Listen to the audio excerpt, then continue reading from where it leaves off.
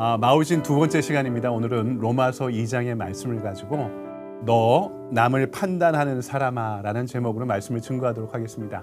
오늘은 로마서 2장을 함께 보려고 하는데요. 로마서 2장은 1절에 이렇게 시작됩니다. 그러므로 남을 판단하는 사람아 누구를 막론하고 내가 핑계하지 못할 것은 남을 판단하는 것으로 내가 너를 정죄함이니 판단하는 내가 같은 일을 행함이니라. 이렇게 시작하는 말씀이 또 마지막에 이런 결론을 갖고 있습니다. 28절 29절의 말씀인데요. 무릇 표면적 유대인이 아니요 표면적 육신의 할례가 아니니라.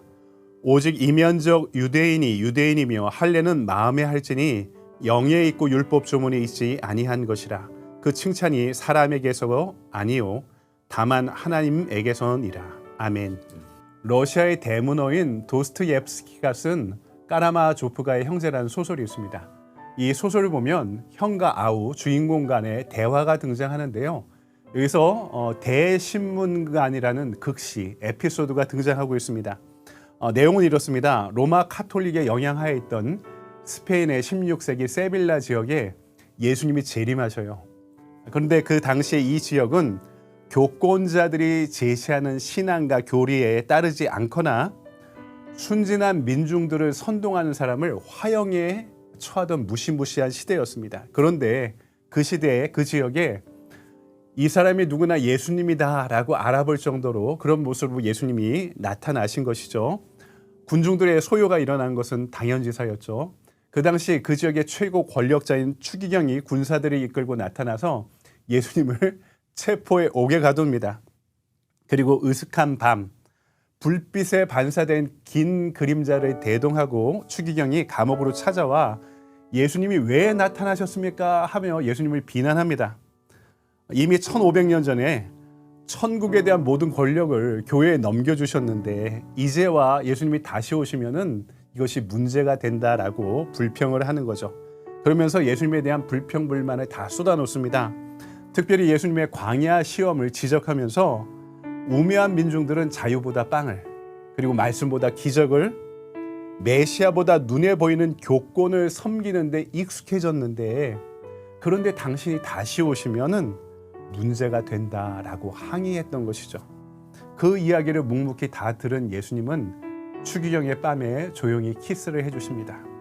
그러자 흠칫 떨던 추기경은 예수님을 풀어주면서 다시는 나타나지 말라고 이렇게 강조했던 것이죠. 그 말을 듣고 죄인 예수님이 조용히 광장의 어둠으로 사라진다는 그런 에피소드였습니다.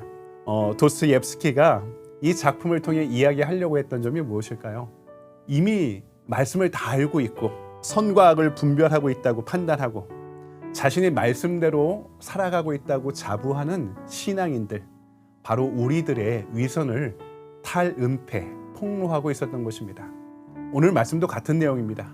1차적으로 유대인들을 향해서 바울이 이야기하는 것이죠. 선생과 인도자를 자처하고 있던 그들의 허위의식을 드러내고 있었던 것입니다. 오늘 2장 말씀에 이런 구절들이 있습니다. 당신들은 도둑질을 하지 말라면서 도둑질합니다. 당신들은 간음하지 말라면서 간음합니다. 당신들은 우상을 가증히 여기면서도 성전의 물건을 사유합니다. 당신들은 율법을 자랑하면서도 결국 율법을 범합니다. 그 결과가 무엇이었을까요? 바울은 24절에 이렇게 이야기합니다. 기록된 바와 같이 하나님의 이름이 너희 때문에 이방인 중에서 모독을 받는도다. 율법을 자랑한 결과가 무엇이라고요? 결국에는 하나님의 이름을 모독하는 데 그치고 말았다는 것입니다. 오늘 이 말씀 우리에게도 마찬가지죠. 예수님을 자랑한 결과가 뭐냐? 결국 예수님의 이름을 모독하고 그분을 부끄럽게 만든 결과를 가져오고 있지 않느냐? 우리에게 이 말씀이 도전하고 있는 것입니다. 세상의 선생을 자처하던 유대인들은요, 자신들의 정체성을 어디에서 찾았을까요? 할례라는 표식에서 찾았습니다. 남성 성기의 거죽을 베는 이 할례라는 표식을 통해 우리가 선택받은 선민이다 라는 종교적 표식으로, 그리고 내가 이것 때문에 남들보다 더 거룩해졌다라는 경건의 지표로 할례를 받아들였던 것이죠. 하지만 이것들이 자신의 우월성을 입증하는 데 그치고 하나님을 향해서 그들의 마음을 변화시키는 통로가 되지 못했던 것입니다. 오늘날 우리 신앙인들이 난 술 안 마셔. 난 담배 안 펴.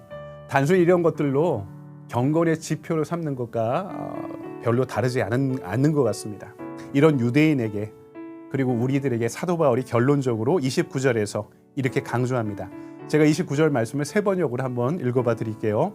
오히려 속이 유대 사람인 사람이 유대 사람이며 율법의 조문에 따라서가 아니라 성령을 따라서 마음에 받는 할례가 참 할례입니다. 이런 사람은 사람에게서가 아니라 하나님에게서 칭찬을 받습니다. 할례라는 표식이 겉가죽을 베는 데서 그치는 것이 아니라 마음을 베어낼 때, 우리 마음을 찢어낼 때 그것이 진정한 효력을 갖는다는 것이죠. 20세기 초에 북미, 미국과 캐나다에서 20대 초반의 중반의 청년들이 전 세계의 선교사로 파송되는 청년 자원 운동이 대각성 운동과 함께 붐을 이루게 되었습니다. 그 중에 캐나다의 한 의대생이었던 토마스 하디라는 청년이 전혀 듣지도 보지도 못했던 조선이라는 나라의 선교사로 자원받아서 의료 선교사로 파송받게 되었습니다. 그런데요, 선교지의 상황이 녹록지 않았던 것이죠. 본인이 의사였는데도 불구하고 아내와 함께 태어난 두 자녀가 열악한 조선의 의료 환경 가운데 사망하고 맙니다. 그리고 선교도 얼마나 어려웠을까요? 의식주가 제대로 갖춰지지 않은 조선 사회에서 선교가 너무 힘들어서 이 선교사님이 번아웃 되었습니다. 이제 선교를 포기하고 이제 고국으로 돌아가야 되겠다라고 낙심하며 결심하던 중에 1903년 8월 강원도 원산의 한 사경회의 강사로 초청받게 되었습니다. 이 사경회는요, 여자 선교사님들이 모여서 성경을 연구하는 기간으로 삼고 지도자급에 있던 하디 선교사를 강사로 모셨던 것이죠. 그래, 내가 이 집회만, 이 사경회만 인도하고 이제 여기까지 내 사역을 다 감당하고 마치자. 이제 조선과 바이바이 하자. 나는 더 이상 못하겠다. 마지막 결심을 한 하디 선교사는 원산의 사경회에 참석하게 됩니다. 그리고 이 자리에서 아침, 점심, 저녁으로 요한복음 14장에 있는 말씀을 통해서 성령의 임재에 대한 말씀을 묵상하고 연구하고 함께 나누던 중에 처음으로 강력한 성령의 임재를 경험하게 됩니다. 이 사경회가 부흥하게 되자 인근 지역에 있던 한국 조선인 성도들까지 다 참여한 부흥회로 발전되게 됩니다. 이 부흥회를 인도하던 하디 선교사는요, 교파를 초월해 모이는 한국 교인들과 그리고 동료 선교사들 앞에서 공개적으로 자신의 죄 세 가지를 회개하게 되었습니다. 첫 번째, 나는 조선 사람들을 매우 미개한 사람으로 보았다. 두 번째, 나는 목회하면서 성령의 임재를 한 번도 경험해 보지 못했다.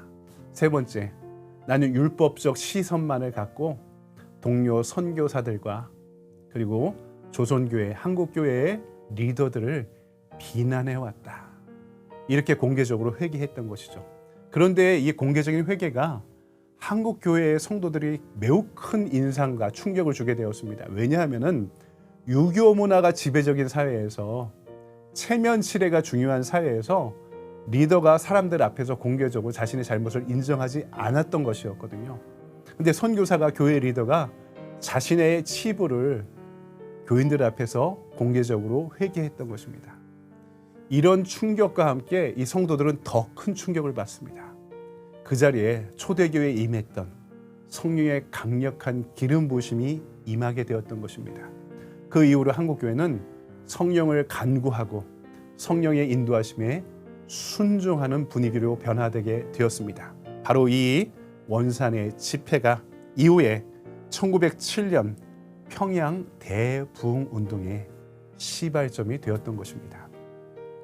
외면적인 할례에 만족해 내가 선교사다라는 신분에 자부심만을 갖고 교인들과 동료들을 힐난하고 비판하기만 했던 하디가 성령의 임재 가운데 예수 그리스도의 심장을 품게 되자 그 흔적이 점차 커지게 됩니다.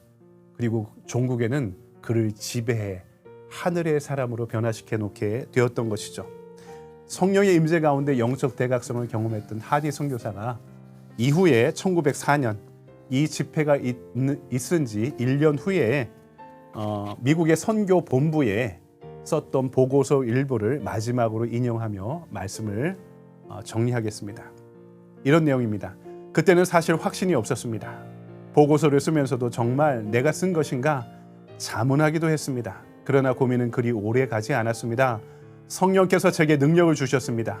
속사람을 새롭게 하셨고 은사를 주셨으며 무엇보다 믿음의 은혜를 내려주셔서 이제 나는 하나님과 사람 앞에서 나 자신을 이제야 온전히 드릴 수 있게 되었습니다. 누구든지 저를 믿는 자는 부끄러움을 당치 않으리라. 그분께서는 제가 구하고 생각한 것 이상을 풍성하게 내려주셨습니다. 세세무궁토록 예수 그리스도의 교회에 영광이 있을지어다. 아멘. 여러분, 또 저는 어떻습니까? 우리는 남을 판단하는 데 익숙한 사람인가요? 하나님 앞에 나는 날마다 내 스스로를 통해 자복하며 살아가고 있는가요? 우리가 신앙인이란 외피에 너무 만족하며 살아갑니다. 내가 목사라서, 아니면 내가 장로라서, 내가 교회 리더와 직분자라서, 내가 마치 이것을 경건의 지표인 양, 표식인 양 할례처럼 품고 사는 것은 아닌지, 그런 우리에게 오늘 바울은 분명히 이야기하는 거죠. 겉사람을, 겉가죽을 베지 말라.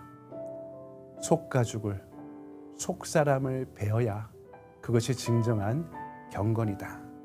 오늘 이 말씀 가운데 우리의 속가죽을 베고 성령의 임재, 기름 부심 가운데 충성하는 저와 여러분의 하루가 되길 바랍니다.